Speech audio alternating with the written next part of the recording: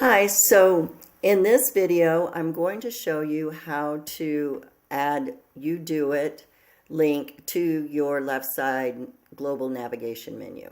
So scroll all the way down till you get to settings, click on settings,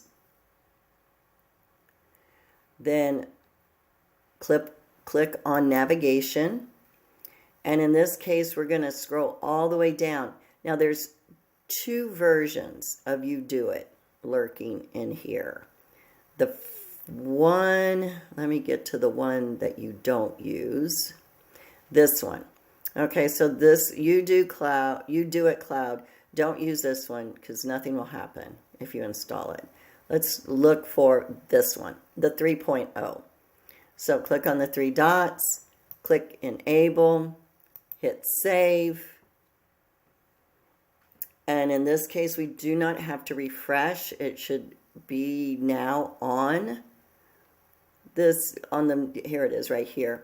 If you don't see it, then of course go up into the browser, click the refresh button. Now, if I go to click on UDOIT right now, what will end up happening is it will start scanning the course automatically, which is great. I'm not going to click on it at this point because it's just going to take a long time for it to scan the course. So in the next video, I'm going to show you some of the features in UDOIT after it has scanned the course. So I will see you soon. Bye-bye.